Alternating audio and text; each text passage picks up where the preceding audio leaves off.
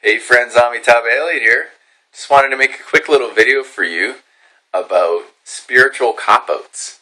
And something that I keep hearing, I've decided to go and become a monk in about a month and a half from now. And I've heard this again and again before I made this decision also. And this is the idea that you have to be in the world to really become enlightened, or you have to be participating in the world in the same way that everybody else is. Otherwise, it's just so easy to do it the other way. It's just so easy to go and meditate on a mountaintop. It's just so easy to go and meditate in a cave or go to a monastery and meditate. That's the easy way. The real way is to stay in the world and do the regular, ordinary, mundane living and be present. And while that's not a bad thing to do, being present, we must be very careful in discounting the value of the monk's life and the life of solitude, because it is only, it's been said by the Buddha that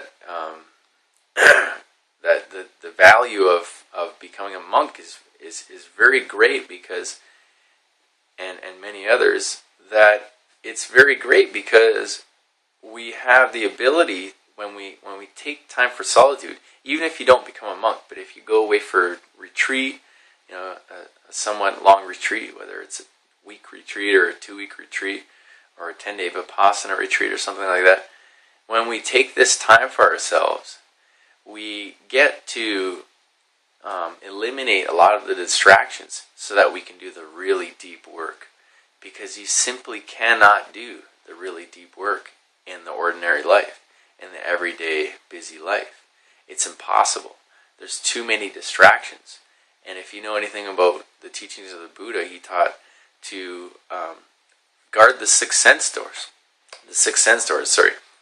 And that the eyes, the nose, the taste, the hearing, the touch, and the mind, and I'm missing one, two, three, four, five, and the mind are the doors and of the senses, and what we want to do is guard them, and that enables us to, if we guard all the doors and focus on only one at a time, then it allows the mind to really come to the forefront and see what's really going on in the mind.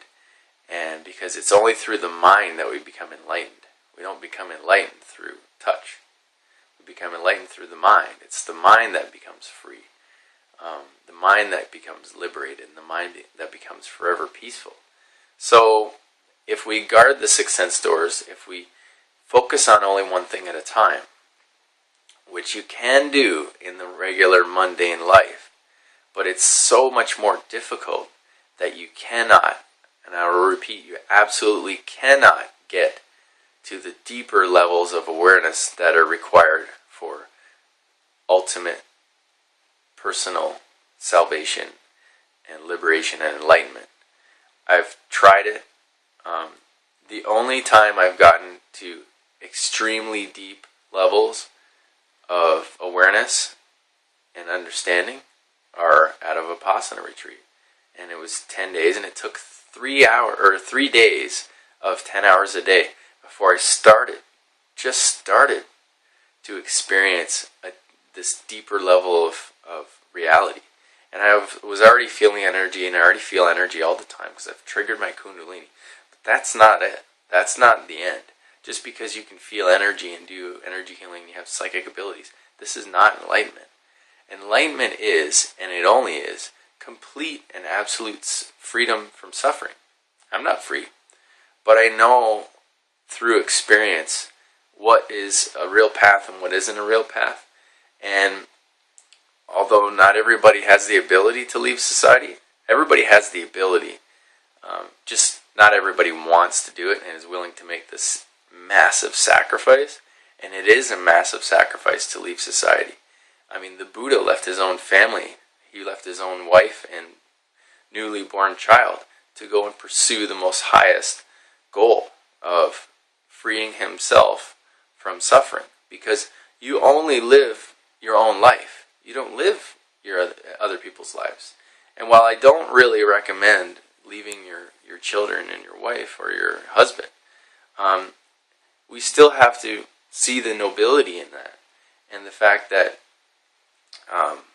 it's not really a selfish thing, because everybody's going to suffer in their life. So is it more noble to remain among suffering and continue suffering yourself, or to get to the end of it and go and enter solitude and choose a life that's most conducive to obtaining the results needed, so that you can release yourself and become the most ultimately supremely wise and the most ultimately and supremely free and pure, so that you can come back into society and teach like the Buddha did. There's only been one teacher like him. There's only been one teacher that's brought this amazing truth. And everybody will say, well, there's Jesus, and there's Eckhart Tolle, and there's, a few others. But if you really look into the teachings of the Buddha, there is nobody that has touched, even close, the teachings and the level of precision that the Buddha has taught in the Eightfold Path and the Four Noble Truths and in the teachings of dependent origination. If you learn about the teachings of dependent origination and the Eightfold Path, you will see, and if you do it experientially through like a Vipassana retreat or something like that, you will see that there is nothing close, and that everybody's just stealing from the Buddha. All these New Age authors, Eckhart Tolle is a super huge plagiarist, taking most of his teachings from Zen and Buddhism. I honestly, personally, don't think that Eckhart Tolle is an enlightened being. I think he is probably highly spiritually realized, but I personally don't think that someone who is completely enlightened would be having membership type things where you withhold information and only people that pay get the complete story. I believe that a completely enlightened person would see that the world is full of suffering, and I couldn't possibly hold back any information from anybody. And like, he's got enough money to live forever and completely in comfort. So he doesn't need to have Eckhart Tolle TV and be charging for a membership. So this is not really an Eckhart Tolle rant. What I really wanted to encourage is everybody take some time and go into solitude, and don't discourage others who are thinking of going into extended solitude, whether it be a monk's life or a longer retreat, because there's so much social proof that it's a hard thing to do. And that's why we keep telling each other this, that the story that in order to really do the real work, you have to remain in the world. And then you sort of cherry pick these spiritual quotes and say, like, well, Jesus said that he was in the world but not of it, so that means you have to stay in the world. But the truth is, Jesus, if Jesus was real, which I don't believe he is, I think Jesus is a solar deity, a story told through astrotheology to teach people about the power of the sun and astrology and the power within. But the truth is, in the story of Jesus, it says he went to the desert for 40 days. So if we're saying, well, no, you have to remain in the world, and because Jesus said this, then we're discounting the fact that it says he went away for 40 days. And then, people will say, well, the Buddha, he taught and he came back into society. But the fact is, yeah, he did do that, but he didn't do that until after 7 years.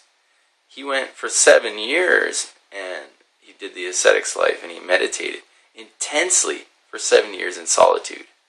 And so we really shouldn't discount this opportunity that we can all take this massive sacrifice of leaving the whole normal mundane world and leaving your family, and it's a sacrifice. My family probably thinks I'm just a big jerk and I'm just leaving. And I've heard again many times, oh, you're just running away from the world. But do you really think it's running away from the world when if you've ever gone on a Vipassana retreat, you understand that going in by yourself and meditating in an intense way is not running away from anything. In fact, it's running towards the hardest battle you could ever fight. It's the battle within. It's going in and cleansing yourself of all the impurities and defilements. So, anyways, I love you. Just wanted to make a quick video to encourage others who are thinking of entering the monk's life or wanting to go on a retreat. I really think you should do it. I really think you should go on a retreat. I highly recommend going on a Vipassana retreat because it's free if you can't afford it, and if you can, you give afterwards. But it's an opportunity to really take a big step and take a shovel out of the illusion of suffering and and have a deeper understanding of yourself, because all the great spiritual teachers have said, know thyself, and the best way you can do that is to go away and spend some time by yourself. And then when you do come back, you have a new perspective that you couldn't have possibly gained while you were amongst all the distractions. So, love you. Peace. Have a wonderful day.